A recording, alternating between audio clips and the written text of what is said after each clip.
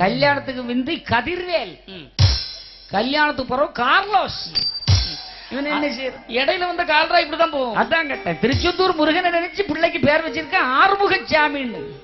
அவன் பொண்ணை கட்டிட்டு ஆரோக்கிய சாமின்ட்டு வர இல்ல கிடைக்காதா? அதானே கிடைக்கல. இந்துவாக பிறந்தாய், இந்துவாக வாழடா, இந்துவாக வாழ்கிறாய், இந்துவாக வாழடா. ஐயா இது வெறியல்லடா, இந்த நாட்டின் பிறப்புரிமையடா. நான் உன்னைத்தான் சொல்லுகிறேன், வேறு யாரையும் சொல்லவில்லை. என் வீட்டை சுத்தப்படுத்துவதற்கு நான் முனையாமல் வேற எவனடா வருவான்? என் வீட்டை சுத்தப்படுத்தினா பக்கத்து வீட்டுக்காரன் பிடிக்க மாட்டாங்குது. நான் ஒரு 1000 கூட்டி வச்சுக்கிட்டு இந்துவா பிறந்தா இந்துவா வாழ, இந்துவா வாழனா அவன் பிடிச்சுக்கிட்டு இருக்கிறான் சில பேர்.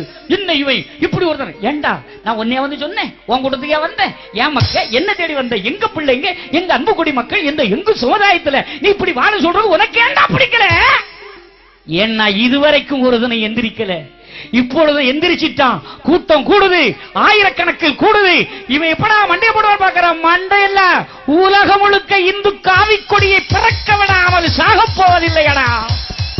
இது என்ன அப்பன் எனக்கிட்ட கட்டளை, அதை நம்பி விழித்திடுங்கோ.